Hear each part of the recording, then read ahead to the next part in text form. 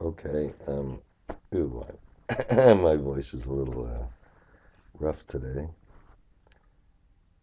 Um, I'm staying in London, which I really like, but the heat was off or something. I don't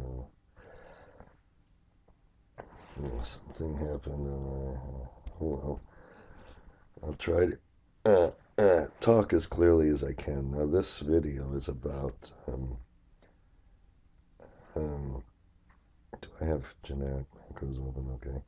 This video is about PPA agreements, EPC agreements, O&M agreements, and how they all come together. Now, the question is, if there's a liquidated damage in a PPA agreement, EPC agreement, O&M agreement, if there's a penalty, how should that penalty be set? And more important, how should the target be set? How many months should we aim to build a plant? How many,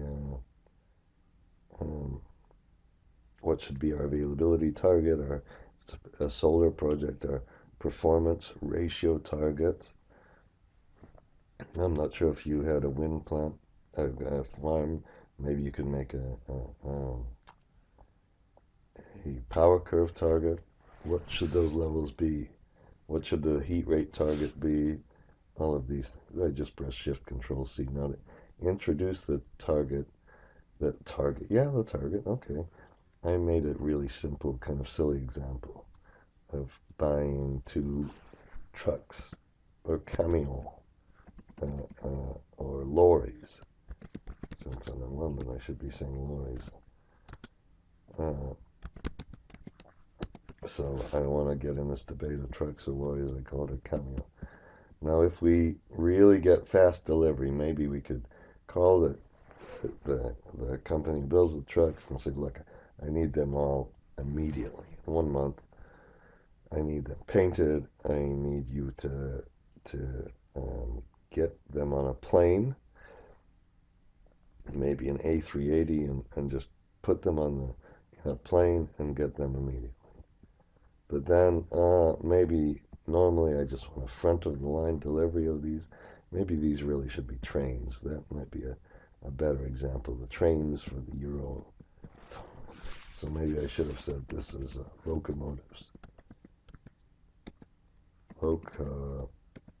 You really don't care that I changed this. And what a waste of time to do this. But oh well.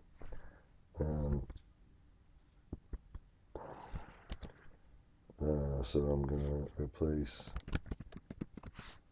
the locomotives. Okay, so we can get them.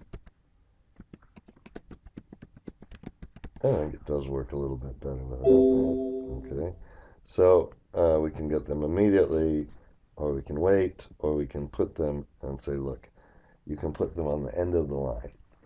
And if we need them fast, we pay a higher cost. And that's the whole key. This is the cost of the locomotive. And we really should be saying to the IPP, to the SPV. Now, the other thing we have to consider, other than the capital cost and timing, is how much we save if we have a more a quicker delivery or shorter delivery. So I said, look, if the current locomotive, we have some old steam engine, it's horrible. The new locomotive is going to be much more efficient. So we're going to save a lot of money, and our savings per month are going to be this much. Okay? So then what we can do, why I have this table, so then what we can do is say, okay, well, let's, this is a data table. I said, let's add up the costs. Let's take if it's 1 month, D18, where's D18? Just a minute. Kind of out of order here. H11, just a minute. This is the capital cost and the operating cost. So this summary table is out of order. Excuse me for that. Okay, and I should call it total cost here. And this is the combined cost. So we put up here combined cost. And we simply say, well, we have the total cost we're experiencing is the cost if it's 1 month. The total cost is our 200,000, and then we only have operating costs for 4 months. 2 months, we have extra operating cost. Whoops, why did that not work? I'm sorry. I should have. What did I have? Yeah. This one is H27. Oh my God. Oh my God. This is, we put our different scenarios here, and we put our operating cost, capital cost, and total cost. I'm going to move this table back. Excuse me for doing this. Okay. This is capital cost. I shouldn't say total cost like this. Capital cost, operating cost, and total. And we select this, and we get this amount. And then we can say, well, oops. Okay. So here's, and I just put 1,410, and we just did a data table, a silly little data table. It says, oh, shit, get the cost of running the truck, and the total capital cost. This is so bad. Sorry about that. And then the final thing, let's just go to the final thing. This gives us the total cost, and we should pick the one that gives us the minimum total cost, which is to get the 10-month delivery. So I'm going to put a minimum, just a minute, put equal min of the total cost, and we then can make a nice little, I guess, conditional formatting, highlight which are greater than equal to, can you do this? No, you'd have to do it separately. So I'm going to do a new rule, use a formula, click on this one, click off. I'm sure there might be an easier way to do this. Go to format, and then go, I'll make it this one, okay? And then we can see that the optimal, the minimum cost, and I did it wrong. This was so stupid. This was so stupid. Sorry about that. Horrible. We want just the minimum total cost here. That's the only thing we could have. The minimum of this one, and I think we can even do it like this. List equal to below average. Can't we put a minimum? Oh, come on, there must be a minimum on the bottom.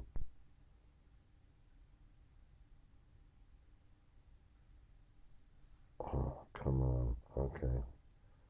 I guess I can't do. Let's do it like this. What a waste of time I'm giving you. Okay, but we're at least emphasizing, trying to recover here. We're emphasizing that. Let's see if we can do this. The minimum of that. Oh my format that as a yellow. Probably didn't work. Shit. Oh. Well, whatever. Enough of that. And we take the one that gives the minimum. And of course, if we have, if the current cost is 10,000, oops, 1,000. No, let's say the current cost is, that's going to be greater than 2,000. We still like that minimum. No, that's because I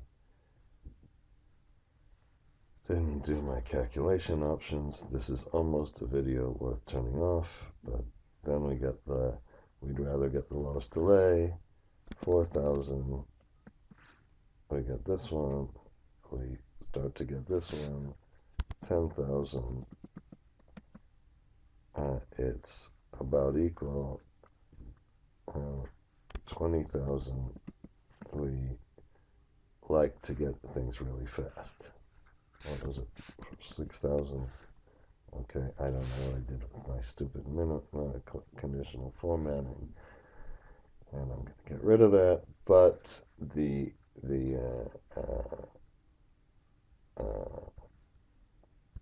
this demonstrates that you have to account for the current value. Now, that in electricity, this is really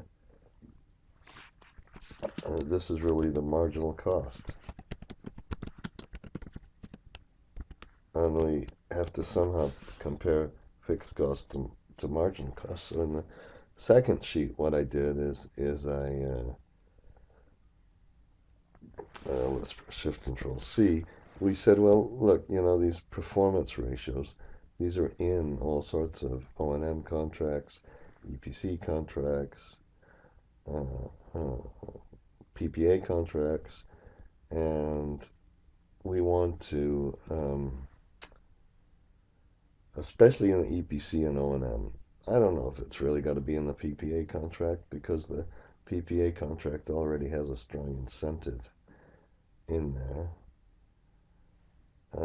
Well, maybe it does, because you might, if you clean the panels all the time, every single day, maybe twice a day, you'll get a little more output. If you're in a winter place and you remove the snow all the time, even though it's probably pretty dark when it's snowing, maybe you get a little more output. Some of these things, like you can put some kind of cooling thing, have spray or something on the panels. Look in Google, you can find it. So let's say we have a 100 megawatt plant. We have a capacity based on the MWP. This capacity factor for solar is just kind of a benchmark. It's not a real number, really. And we have this gross yield that depends on the capacity factor. It's the same number. So if we have a higher performance ratio, we need to spend more money. Well, I made these numbers up, but maybe if we clean the panels every single day and we have cleaning, that could be really expensive to put I don't know, spray the water. Then we get a better performance ratio. And then go down here that we don't spray, it doesn't do kind of as well. And then we don't clean as much, and then we only clean once every 2 weeks or something, I don't know, whatever. And then we get a lower ratio. Now we can get the net energy. The net energy is the gross yield. And we put F2, the gross yield times the capacity times the performance ratio. So you get a different performance ratio. And then I made an assumption about the O&M cost, and I better get that correct. So that's megawatts. So I've got to multiply by 1,000. And then I said, well, look, let's put different market.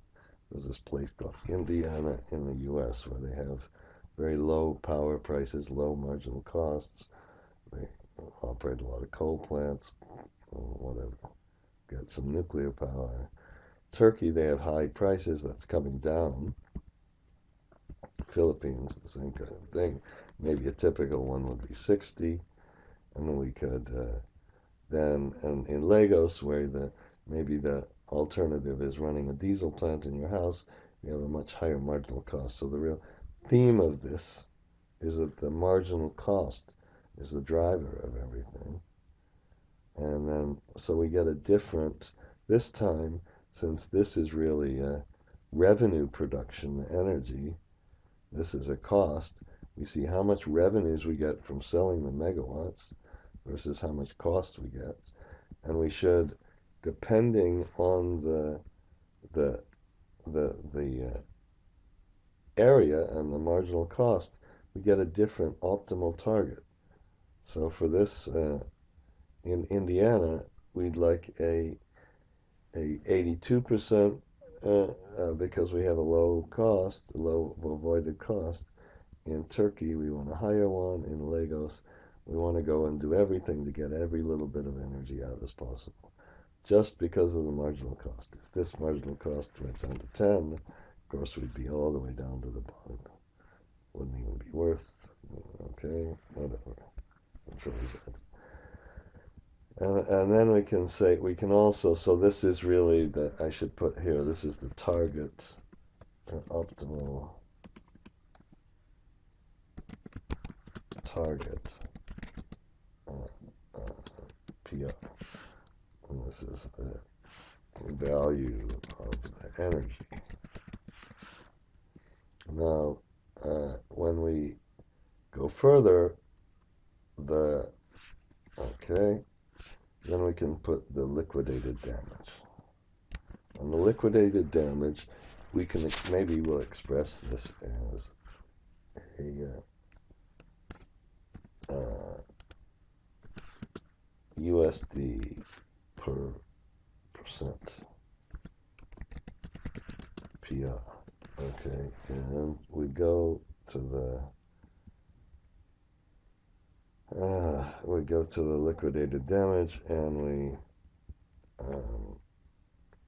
put our three things in. Just a minute. Where are the three things? Okay. Shit. We say, well, what's the change in value? Now, in the liquidated damage, we just don't care about the cost, because the other party gets to determine the cost. We need to say, how much is the change in value?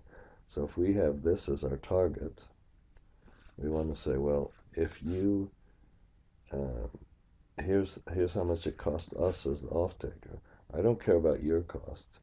It's this difference in cost, and we can take this difference in cost, how about divided by the difference in the performance ratio. So if we hit a performance ratio, and how about on this one, let's multiply it by 100, so it's stated as some kind of percent thing. So if you miss the performance ratio by 1%, or this, in this case, 2%, I'm sorry, this is how much you should pay for missing the performance ratio, how much your liquidated damage should be. And why did I get the same amount? It's the same amount no matter what. And it really only depends on the, it only depends on the, oh shit. I could have got what? H9 or something. And if we do the same thing, so this, let's do this for the, so this is our Indiana LD per PR. Okay, maybe we'll put it here, and we can do the same thing for this one. I suppose it really doesn't matter, does it? It's just and it's all just going to be one number, but it's this number minus, okay, I'll do the bottom one, it doesn't really matter. And it's just the change in the cost divided by the change in the PR Okay. Oh, and we, okay, and there we go. It's the same, it doesn't matter. So this is the Turkey LD PR Philippines market looks a lot like this, by the way. And finally, Legos and do the same thing. And I suppose I can put a dollar sign. I hope I'm not irritating you by wasting so much time on this one, but okay. So we get the, uh-oh. One time. Hang on. Did I? This was really bad. Put it outside instead of inside. So we get a much higher liquidated damage in Legos because of the value of the energy. So let's put that back to 30, 24, 35, whatever started with, so you can see how the liquidated damage really depends very, very strongly, whatever. The liquidated damage depends on the